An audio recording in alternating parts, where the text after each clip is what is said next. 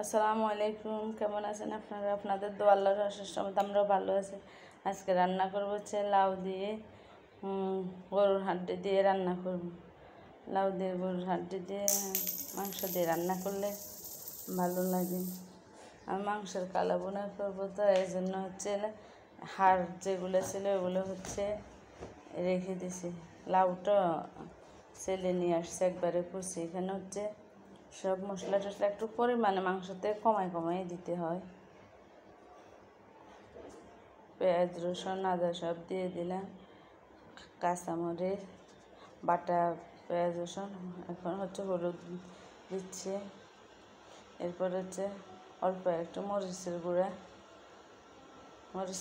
না দিলে মাংস তরকারিতে, এমনি লাউ রান্না করতে তো চিংড়ি ভাজি না দিলেও ভালো লাগে। এখন হচ্ছে একটু জিরা দিয়ে দিব। আমি একা একা তো ক্যামেরা ভালোভাবে ধরতে পারতেছি না। জিরা দিয়ে হাড্ডিগুলো দিয়ে দিলাম এখানে।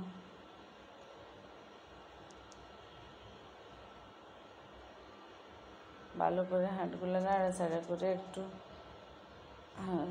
পানি দিয়ে, মনে হচ্ছে যে জিরা বাটা একটু কম হয়েছে, এই জন্য একটু দিয়ে দিলাম আর একটু। গরুর হাড্ডি দিয়ে লাউ দিয়ে, গরুর মাংস দিয়ে লাউ দিয়ে ভালো লাগে রান্না করলে। এখন হচ্ছে লাউ যে কোনো, আমার কাছে চিংড়ি মাছ আর হচ্ছে মুরগির মাংস, মুরগির হাড় হুড আর হচ্ছে গরুর এগুলা দিয়ে রান্না করলে, আর অন্য মাছ টাছ দিয়ে আমার ভালো লাগে না। এখন হচ্ছে একটু গোটা মশলা দিব, কেন আমার সব মশলাগুলো, গরম মশলাগুলো হচ্ছে ব্লেন্ডার করে রাখা। এগুলা দিলে ব্লেন্ডার করে ওইগুলো দিলে লাউগুলো একটু কালসা বন্য হয়ে যাবে। এই জন্য হচ্ছে গোটা মশলা দিচ্ছি। এলাচ, লং, দারচিনি, তেজপাতা এগুলো একটু গোটায় দিব।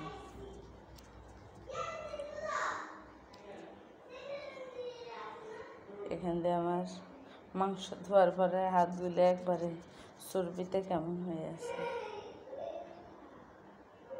একা একা ভিডিও করার আসলে কষ্ট।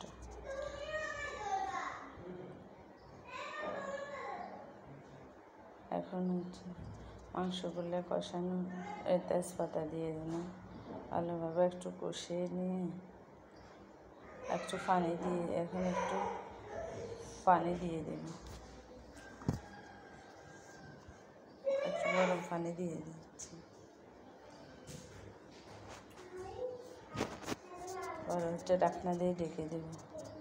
মাংস হাড্ডিগুলো ভালো করে কষানো হলে পরে লাউগুলো দিয়ে দেব।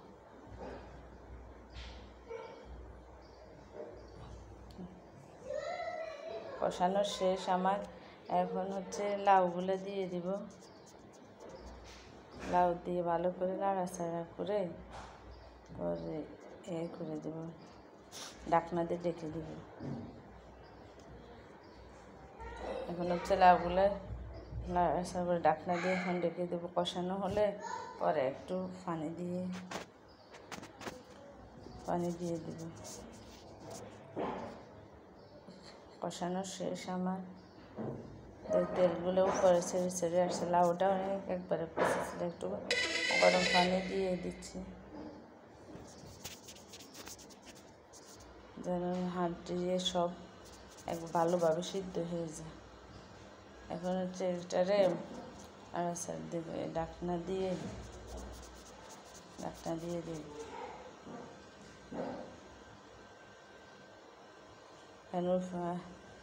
এখানে হচ্ছে আমি আবার গরুর মাংসের, আমাদের নোয়াখালীর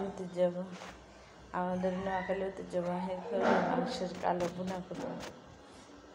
কোরবানিতে সবাই একটু কালা বোনা খায়। অন্য সময় তো মাংসের দাম বেশি, কারণ মানুষ অত নিয়ে আসে না। কারণ কালা বোনার জন্য আমি চর্বিটা একটু বেশি দিলাম। চর্বি না দিলে হচ্ছে কষ্ট করে সুন্দর লাগে। চর্বি দেওয়ার পরে মাংসগুলো আস্তে আস্তে দিয়ে দিচ্ছি সব। এখানে আমি 4 কেজির মতো মাংস নিলাম, সব মশলা দিয়ে দিছি, গুঁড়ো মশলা সব। হলুদ, মরিচ, জিরা, গরম মশলা সব পরিমাণে কম কমে দিছে। এবার কাঁচামরিচ মাংসগুলো কষানো প্রায় শেষের দিকে ওটা কাঁচামরিচ দিয়ে দিই না।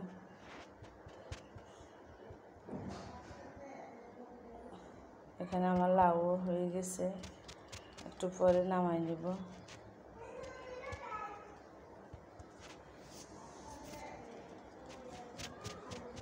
মাংসগুলো কষানো ভালোভাবে হয়ে গেলে জলগুলো যখন শুকাই যাবে পরে তেলের কড়াইয়ের মধ্যে নিয়ে নেব পাতিল থেকে। এখানে আমার প্রায় 4 কেজির মতন মাংস। আর হচ্ছে মাসকলাইয়ের ডাল রান্না করব। এখন হচ্ছে মাংসের জন্য তেলটা বাগার দিচ্ছি। এই তেলের মধ্যে কিছুক্ষণ পর পর নাড়াচাড়া করে করে মাংসগুলো একবারে কালার চেঞ্জ করে ফেলব, কালোই করব। মাংসগুলো এখন তেলের কড়াইয়ের মধ্যে দিয়ে পাতিল থেকে নিয়ে নেব। সব মাংস তেলের কড়াইতে নিয়ে নিয়েছি। তেলের কড়াইতে এখন হচ্ছে আস্তে আস্তে এগুলো ভাজা হচ্ছে।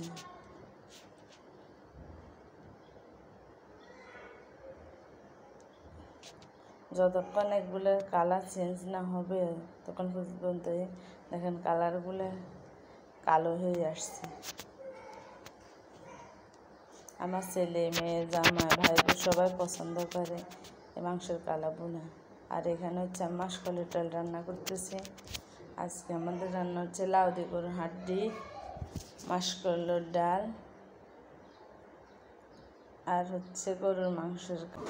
আমার কালা বোনার শেষ দেখেন কালারটা কীরকম আসছে। এগুলো হচ্ছে আমরা ভাত দিয়ে খাবো। লাউ আজকের তরকারিগুলো হচ্ছে সব মানে খাওয়ার মতো, লাউ, ডাল, গরুর মাংসের কালা বোনা আর হচ্ছে এখন হচ্ছে আমার ছেলে মেয়ে খাবো, আমি হচ্ছে পরে খাবো। ওরা হচ্ছে আগে দিয়ে খেয়ে নেবে। আমার রান্নাগুলো কেমন হয়েছে কমেন্টস করে জানাবেন। আমার চ্যানেলটা লাইক করবেন, কমেন্টস করবেন, সাবস্ক্রাইব করবেন।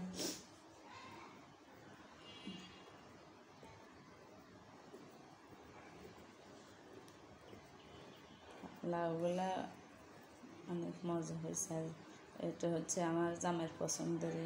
আমার মেয়ে এখন খাচ্ছে, বলবে কীরকম হয়েছে।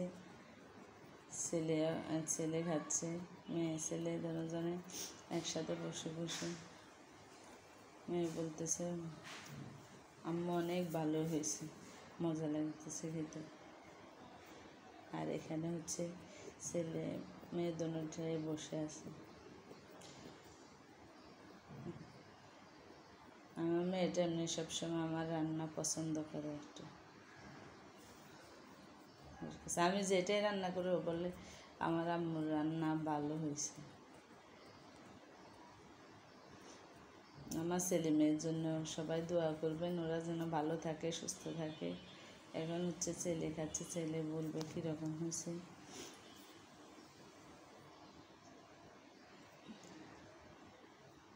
আজকের মতন ভিডিওটা এখানে শেষ করলাম। আল্লাহ হাফেজ, আসসালামু আলাইকুম।